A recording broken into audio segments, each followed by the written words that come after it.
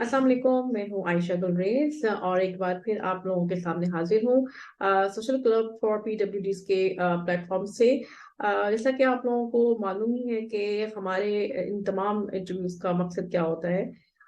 मकसद ये होता है हमारा कि हम ये चाहते हैं कि हमारे जितने भी स्पेशल फ्रेंड्स हैं from all over the Pakistan, जो जो काम कर रहे हैं, जिस मुश्किलात को फेस करके वो अपनी एक नॉर्मल लाइफ लाइफ गुजार रहे हैं और एक माशरे में फल किरदार अदा कर रहे हैं, हम उनकी कहानियां आप लोगों के सामने लेके आए। और खास तौर पे उन फ्रेंड्स की कहानियां सामने लेके आए जिनको पहले कभी किसी ने हाईलाइट नहीं किया। तो असल हमारा मकसद ये होता है। लेकिन आज जो मेरे सामने गेस्ट मौजूद हैं, ये एक काफी वेल नोन पर्सनालिटी है। इनका ताल्लुक एक सियासी घराने से है और यकीनन इन्होंने बहुत सारे जो है वो इंटरव्यूज भी दिए होंगे। तो आइए आपको आज की गेस्ट से मिलवाते हैं विदाउट वेटिंग। इनका नाम है सायरा शम्स। अस्सलाम वालेकुम सायरा, कैसी हैं आप? वालेकुम सलाम। मैं ठीक हूँ। ठीक है, गुड।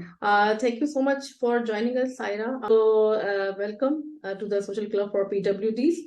अच्छा सायरा, सबसे पहले थैंक तो यू। आप अपना तारुफ करवाएं। और तारुफ में ये भी जरूर बताइएगा कि आपकी जो कि अच्छा। डिसेबिलिटी, आई थिंक के पोलियो माइलाइटिस है। तो आपकी डिसेबिलिटी किस एज से स्टार्ट हुई? जी। मेरा ताल्लुक खैबर पख्तूनख्वा से है, ज़िला लोअर से। और ये एक ट्राइबल एरिया है, डिस्ट्रिक्ट है। और मेरी पैदाइश की तारीख जो है वो है 12 अक्टूबर 1989। तो जो मेरी डिसेबिलिटी थी वो, जब मेरी उम्र बढ़ती जा रही थी तो मेरे माँ बाप को ये पता चला कि ये मतलब चल फिर नहीं सकती। असल में वजह इसकी ये थी कि मुझे गर्दन तोड़ बुखार हुआ था मैंने। मेरे पैदाइश के तीसरे दिन। तो उस वजह से मेरी नजर भी कमजोर पड़ गई थी, और जो मेरे पट्टे थे पाँव के, वो भी मुतासर हो गए थे, जिसकी वजह से ये था कि फिर मैं चल फिर नहीं सक रही थी। तो जो मैंने पहला कदम लिया था वो 5 साल की उम्र में था। उससे पहले मैं कासिर थी चलने फिरने से, और वो भी तब जब सर्जरीज कराई गई और इलाज मुआवजा किया गया। उसके बाद मैं चलने फिरने के काबिल हुई। मुझे नहीं पता कि इसको क्या कहते हैं, कि ये किस तरह की डिसेबिलिटी है। एक तो होती है मस्कुलर डिस्ट्रॉफी, ये उससे थोड़ा चेंज है। और मेरे सर्जन ने मेरे बाबा को बताया था कि आपकी बच्ची खुशकिस्मत है कि वो चलने फिरने के लायक है, क्योंकि इस इन केसेस में ज्यादातर लोग जो है वो सारी उम्र चलने फिरने के काबिल नहीं रहते। तो इस बारे में मुझे नहीं पता, हाँ। क्योंकि मेरे बाबा गुजर चुके हैं और उन्हें पता था। मुझे बस इतना पता है कि मेरी आईसाइट भी वीक है और मैं चल फिर नहीं सकती सही से। इतना मुझे पता है, बाकी कुछ मुझे पता नहीं। नहीं, आपको कभी भी डॉक्टर ने गाइड नहीं किया? जस्ट फैमिली को किया होगा लेकिन आप तक ये बात नहीं पहुंची थी कि आपको एक्चुअल प्रॉब्लम हुआ क्या। आप बताया कि आपको मेनिंजाइटिस हुआ, गर्दन तोड़ बुखार हुआ। तो गर्दन तोड़ बुखार में अक्सर यही होता है कि जो डिसेबिलिटी, उसके साइड इफेक्ट्स ये होते हैं, लॉन्ग टर्म इफेक्ट के डिसेबिलिटी कोई ना कोई लाक हो जाती है और जो मसल्स हैं ना वो वीक हो जाते हैं। तो इस ये यही चीज आपके साथ भी हुई। अच्छा, आपने बताया कि बिनाई भी मुतासिर हुई, तो बिनाई किस हद तक मुतासिर हुई आपकी? बिनाई का ये था कि नजर तो आता था, लेकिन फिर कम नजर आता था। तो उसकी वजह से फिर मैंने बहुत सी छोटी उम्र में एनक भी यूज करना शुरू की, ग्लासेस। और 2 दफा जो है मेरा सर्जरी भी हुई है, ऑपरेशन भी हुआ है आंखों का। ओके। तो वक्त के साथ साथ वो फिर मैं ग्लासेस यूज करती रही हूँ। अभी ठीक है, लेकिन ये है कि मेरी दूर की नजर जो है वो अब भी कमजोर है, मुझे नहीं दिखाई देता। हम्म। अच्छा, तो करंट सिचुएशन चलने फिरने की क्या है? फिजिकली क्या है? फिजिकली आप चल सकती हैं, क्रचेस के सहारे चलती हैं? मेरी करंट सिचुएशन ये है कि मुझे बीच में हुआ था हेलस वल्गस, तो वो जो कि आपकी उंगलियों को मुतासिर कर देता है। जी।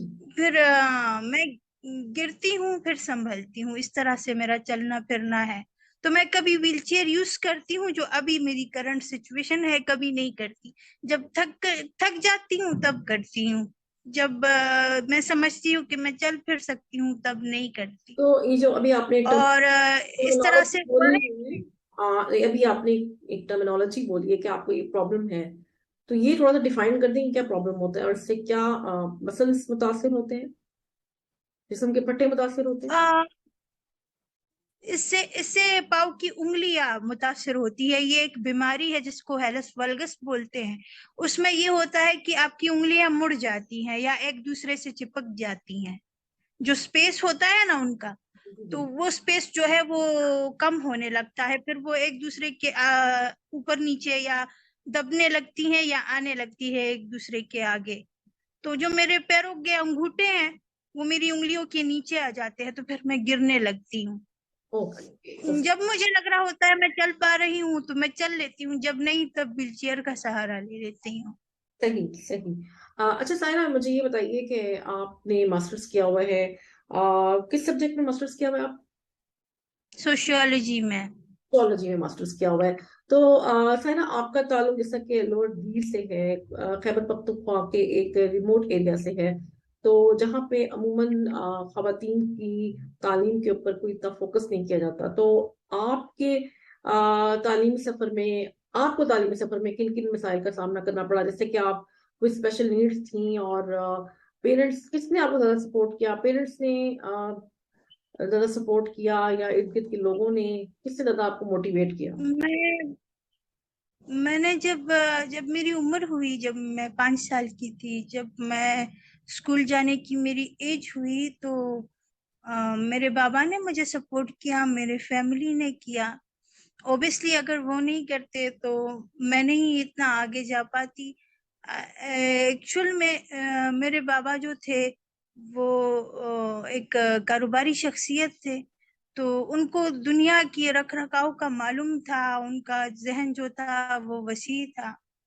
तो अ, जब मेरी एज हुई तो यहाँ पे एक आर्मी स्कूल था घर के सामने, जहाँ मेरे बाबा ने मेरा दाखिला करवाया। और वो एक को एजुकेशन वाला इदारा था, मतलब वहाँ लड़के भी पढ़ते थे और लड़कियां भी। आ, और वहीं से मेरी स्कूलिंग स्टार्ट हुई। तो वो मेरे बाबा की और मेरी फैमिली की सोच थी कि हमने अपने बच्चों को जो है मतलब किसी गवर्नमेंट स्कूल में दाखिल नहीं करवाना, या फिर जो आम तालीम है वो तो नहीं दिलवानी। तो मेरा स्ट्रगल यही से स्टार्ट हुआ। पहले जब क्लासेस में जाती थी तो स्कूल घर के करीब होने के बावजूद भी मैं गाड़ी में जाती थी, क्योंकि चलने फिरने से कासिर थी। और फिर क्लासेस में जाके मुझे पता चला, क्योंकि बिल्डिंग की इंफ्रास्ट्रक्चर इस तरह से है कि क्लासेस ऊपर छत पे है, दूसरी मंजिल पे या तीसरी मंजिल पे। फिर वहां मुझे चैलेंजेस का सामना करना पड़ा कि स्कूल का जो गेट मेरे लिए रिलायबल होता था मैं उस पे स्कूल जाती, और जहाँ क्लास मेरी एडजस्ट होती थी मैं वहां जाती थी, और सारा दिन मैं क्लास में बैठी रहती छुट्टी तक। तो इस तरह से मैंने अपनी जो तालीम है वो मैट्रिक तक एक आर्मी स्कूल से हासिल की यहाँ पे। और उसके बाद मैं जनाब कॉलेज चली गई, पेशावर यूनिवर्सिटी। ओके। ओके।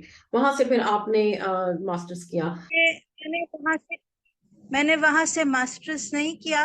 वहां से मैंने एफएससी और बीए किया था, पॉलिटिकल साइंस और लॉ में।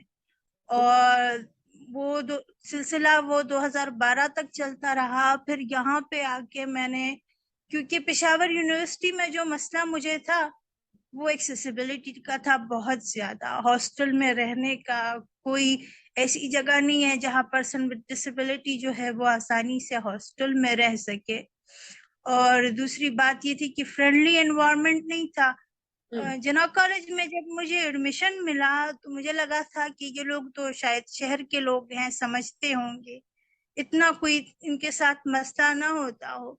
मुझे स्पेशल सीट पे जनाब कॉलेज में एडमिशन मिली। और उसके बाद मैंने देखा कि सीट तो मिली हुई है, लेकिन जो कॉलेज की प्रिंसिपल है या टीचर्स है, उनका बिहेवियर भी ठीक नहीं। दूसरा जो बड़ा मसला था वो एक्सेसिबिलिटी का था, कि मुझे क्लासेस के लिए ऊपर जाना पड़ता था और सब कुछ सहना पड़ता था, वो भी किया। और फिर 2012 में बीए करके वहां से मैं फारिग हुई। फिर तो जो मसला, पहले मेरे घर के करीब कोई यूनिवर्सिटी नहीं थी, कोई कॉलेज नहीं था।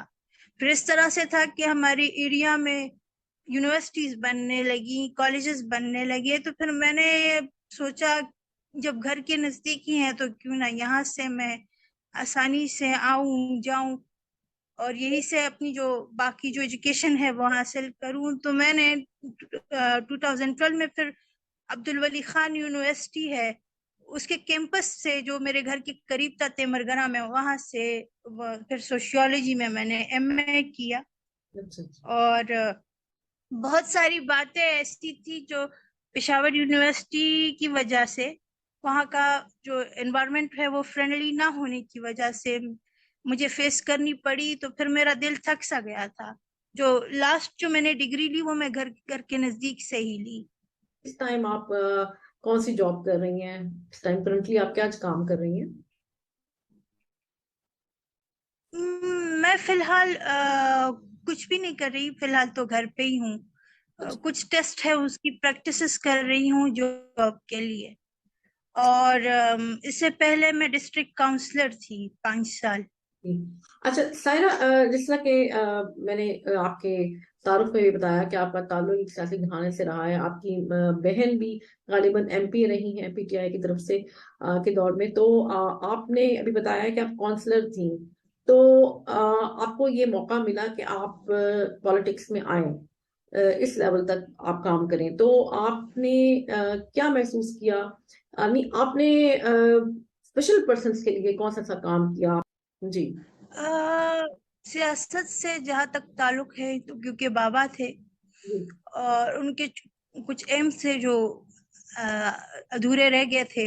फिर हमने जो, उनका ताल्लुक एनपी से था, फिर एनपी से हमारे कुछ क्लैशेस हुए। उसके बाद हमने पीटीआई को ज्वाइन किया था। और मेरी सिस्टर जो है वो करंटली भी एमपीए है, मतलब प्रेजेंट सेटअप में है खैबर पख्तूनख्वा हुकूमत में। तो इस तरह से था कि ये हमारा शौक था आने का। फिर मुझे मौका मिला 2012 में, मैंने पार्टी को ज्वाइन किया। फिर उसके साथ में पार्टी के अंदर बहुत सारी जो पोजीशंस हैं उस पर डेजिग्नेट रही हूँ। हम्म। प्रेसिडेंटशिप थी वुमेन विंग की, मलाकंड डिवीजन की, मैं जॉइंट सेक्रेटरी रही हूँ। इसके अलावा डिस्ट्रिक्ट के काम भी संभाले। तो फिर मैं डिस्ट्रिक्ट काउंसलर बनी। और पर्सन विद डिसेबिलिटीज की सीट यहाँ पे पॉलिटिक्स में तो नहीं है, मैं तो वुमेन रिजर्व सीट पे आई थी। हाँ। और मेरा इरादा बहुत कुछ करना चाहती थी मैं अपने इलाके के लिए, और किया भी। और जो फंड मैंने यूज किया उस टाइम के मुताबिक वो 25 लाख रुपए का फंड था जो मुझे मिला था 5 सालों में। और मैंने उसमें मैंने खूब काम किया। पर्सन विद डिसेबिलिटीज के लिए जहां मौका मिला मैंने आवाज उठाई।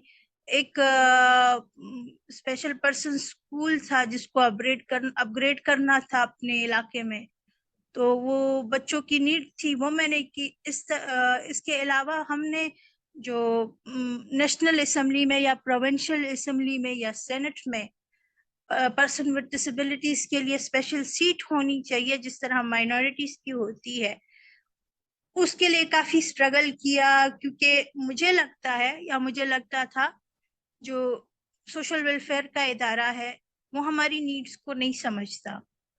तो हमें लगा एज अ कलेक्टिवली, हम सबको लगता है कि हमारी असेंबलीज में रिप्रेजेंटेशन होनी चाहिए, बिल्कुल होनी ताकि चाहिए। जो हमारे मसाइल है वो हम खुद देखभाल लें, हम खुद उनको हल कर सके।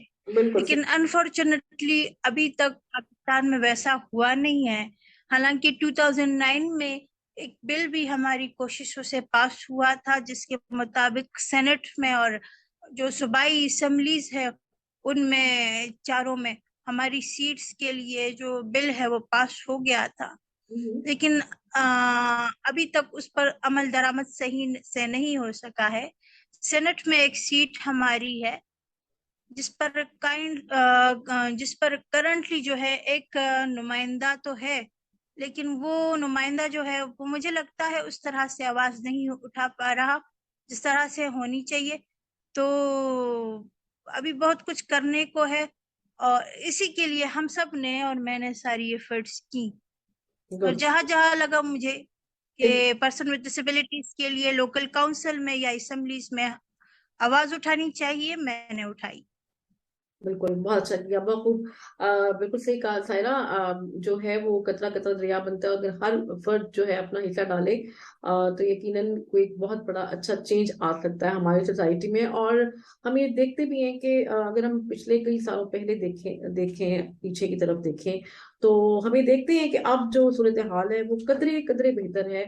मतलब खास तौर पे अगर हम बड़े शहरों की बात करें तो बड़े शहरों में जो है वो कुछ हद तक, बहुत ज्यादा तो नहीं मैं कहूंगी, लेकिन कुछ हद तक जो है वो सहूलियात फराहम की जा रही हैं। और रसाई की जहां तक बात, एक्सेसिबिलिटी की बात है, तो बड़े शहरों में एक्सेसिबिलिटी भी आपको कंपैरेटिवली अब नजर आती है। तो इसी तरह इंशाल्लाह जब हम कोशिशें जारी रखेंगे, सब अपना अपना हिस्सा डालेंगे, अपने अपने फील्ड में रहते हुए काम करेंगे डिसेबिलिटी के लिए, तो डेफिनेटली इसमें एक बहुत बड़ा चेंज आएगा इंशाल्लाह। अच्छा, सायरा, एक तो हमारा जो प्रॉब्लम है जो फिजिकल डिसेबल का खास तौर पे वो एक्सेसिबिलिटी है, ये तो हर एक को पता है, ठीक है। कि इंफ्रास्ट्रक्चर चाहिए होता है। इसके अलावा आपकी नजर में और कौन सा ऐसा मसला है पर्टिकुलरली जिसको आप यहाँ पे बताना चाहेंगी, खास तौर पे खवातीन के हवाले से, जो खवातीन माजूरी का शिकार हैं? आपको क्या लगता है कि हमारे माशरे में उनको किस किस्म के मसाइल का सामना है? कोई ऐसा पर्टिकुलर जो आपके जहन में हो और आप। इसलिए तो काफी सारे हैं। अब देखिए, हमारे साथ जेंडर बेस्ड वायलेंस भी होता है और काफी हद तक होता है, हम्म। और होता भी फैमिली से ही है फर्स्ट। यानी अगर फिजिकली वो हमको अब्यूज नहीं करते, तो मेंटली और वर्बली बहुत सारा अब्यूज मौजूद है। ठीक हम्म। है। इसके अलावा जो है जॉब्स का मसला है, हमें जॉब्स नहीं दी जाती। मैंने खुद कई कई इतनी सारी क्वालिफिकेशन होने के बावजूद मेरी जॉब से रिजेक्शन हुई है। टेस्ट क्वालिफाई किया, इंटरव्यू को क्वालिफाई किया, इसके बावजूद जो शहर के बड़े बड़े दफ्तर हैं और सरकारी पोस्ट हैं, वहां पे कोई प्रेफरेंस नहीं दी गई। और जो कोटा होता है वो अक्सर हमारी काबिलियत के मुताबिक नहीं होता, जितना हमने पढ़ा होता है उसके हिसाब से सैलरी भी नहीं होती, एक्सेप्टेंस भी नहीं होती। तो हम्म। एक तो ये मसला है। और कोई ना कोई बहाना करके स्पेशली वुमेन विद डिसेबिलिटीज को रिजेक्ट कर दिया जाता है, क्योंकि पर्सनली मेरे साथ बहुत दफा ऐसा हुआ है। हम्म। और दूसरा जो मसला है वो ये है कि लोग हमको किसी काबिल नहीं समझते, हम्म। और हमारी माशरे में एक्सेप्टेंस उस तरह से नहीं है जिस तरह एक नॉर्मल वुमेन विद डिसेबिलिटी या पर्सन विद डिसेबिलिटीज का है। जी। जैसे अब शादी के इशू को ले ले तो हमको कोई एक्सेप्ट नहीं करता, माशरे में समझते ही नहीं है इस काबिल। बिल्कुल तो नहीं, ये इश्यूज है। बिल्कुल ये एक सेंसिटिव इशू है, इसके ऊपर हम बात भी नहीं करना पसंद करते। सही कह रही हैं आप, बिल्कुल ठीक कह रही हैं। अच्छा सर, मुझे ये बताएं कि कभी जिंदगी में मायूसी हुई, आपको लगा कि डिसेबिलिटी के साथ अब क्या लाइफ है, या कभी अपने में मायूसी तारी नहीं होने दी, हमेशा एक मस्बत सोच रखी? जैसे बहुत सारे हमारे नहीं, जो ऐसी सिचुएशन में आ जाते हैं, मायूस हो जाते हैं, डेफिनेटली इंसान सिचुएशन में हो जाता है, तो ऐसा कभी कुछ फील हुआ आपको? मुझे हुआ है, काफी दफा हुआ है। क्योंकि जब फादर जिंदा थे, जब सपोर्ट थी, तो जिंदगी एक सी थी। हम्म। जब वो नहीं रहे तो अगरचे मुझे कोई फाइनेंशियल क्राइसिस से नहीं गुजरना पड़ा, किसी ऐसे इशू से नहीं गुजरना पड़ा कि या पैसों की कमी है या फिर आसाइशों की कमी है, लेकिन जो मेरी मेंटल हेल्थ है उसमें काफी दफा मुझे गुजरना पड़ा अजियतों से। और लोग बैठने के ताने देते हैं, जॉब ना होने के ताने देते हैं, और जो रवैया है जिस तरह से होना चाहिए उस तरह से है नहीं। बर्डन समझते हैं लोग। काफी दफा मैंने महसूस किया इस बात को, लेकिन वो के खुद पे हावी नहीं होने दिया। मेरी एजुकेशन में मेरे एक टीचर थे, तो वो मुझे कह रहे थे कि तुम तो बोर्ड के आगे खड़ी नहीं हो सकती तो टीचिंग कैसे करोगी। अब अल्लाह माफ करे, मैं गुरूर नहीं करती, लेकिन अच्छा, तो वो साहब मुझे कह रहे थे कि तुम तो खड़ी ही नहीं हो सकती तो टीचिंग कैसे करोगी। तो वो मेरे टीचर थे, और उस वक्त मैंने जवाब देना मुनासिब नहीं समझा कि मैं उन्हें समझाऊं कि मेरा तो माशाल्लाह घराना ऐसा है, या मुझ पे अल्लाह ताला की करम है कि आप पैसों की तो कमी होनी नहीं है, तो फिर ये बात आपने कैसे कह दी कि मैं टीचर बनूंगी और स्टैंड नहीं हो सकूंगी। तो इस तरह से लोगों की सोच होती है। Yeah. और दूसरा, मैंने आपको बताया ना जना कॉलेज के प्रिंसिपल के बारे में। प्रिंसिपल थी जो जिनका नाम नीलोफर जेब था, और वो जो थी वो केमिस्ट्री में पीएचडी वो कर चुकी थी ना। तो उसने मुझे कहा कि आप कॉलेज से निकल जाओ, आप नहीं पढ़ सकते। तो उनकी बिहेवियर फिर का। उन्होंने मेरी मदर को बुलाया और मदर से कहने लगी कि आप इसको क्यों पढ़ा रही हैं। आप सोचे कि पेशावर माशाल्लाह एक मॉडर्न जो वो है लश। सिटी है, बिल्कुल। और लोग कहाँ के कहाँ निकल गए। और एक ने जो का नामी गरामी जो कॉलेज है, उसकी प्रिंसिपल मुझे ये कहे कि तुम पढ़ने लिखने के काबिल नहीं हो, तुम मत पढ़ो, या आप तालीम हासिल ना करो, तो मैं उसको ऐसे देख के ये अच्छा। क्या बोल रही है। मेरी मदर ने उससे कहा ये क्या बोल रही है, उसको तो मैं पढ़ाऊंगी, जरूर पढ़ाऊंगी, बाकी किसी को पढ़ाऊं या ना पढ़ाऊं, इसकी पढ़ाई जरूरी है। तो फिर मैंने करके दिखाया। जब मैं किताबें मेरी शाया हुई, पब्लिकेशंस हुई, अच्छा, मैं आप पोएट्री करती हूँ, पोएट्री भी वही करती प्रिंसिपल थी सबके सामने खड़े होके फिर मुझे दाद दे रही थी। है कि आप फारिग औकात में क्या करती हैं, जैसा कि अभी आपने बताया कि आप शायरी करती हैं और इसके अलावा आपने किताबें भी जी लिखी। हाँ। आपने आपकी पब्लिकेशंस भी हुई हैं, तो किस किस्म का लिटरेचर लिखती हैं? क्या कंटेंट होता है, किस टॉपिक पे ज्यादा काम करती हैं? मैं जब बाबा से जुदा हुई थी ना, जब जुदाई हुई थी, जब उनकी मौत हुई थी, हम्म। उस वक्त से यानी 2008 से मैंने शायरी मैंने शुरू की। मुझे पता भी नहीं था मैं ये कर पाऊंगी, लेकिन बस मरहले आए तो फिर आहिस्ता आहिस्ता सब वाज़ेह हो गया कि मैं कर सकती हूँ। तो आपने शायरी वो मेरे शायरी का इब्तिदाई दौर था। आपने अचानक शायरी शुरू कर दी, जबकि कहा जाता है कि ये चीजें बड़ी गिफ्ट है, नहीं ये कहा जाता है हम्म, गिफ्टेड होती हैं।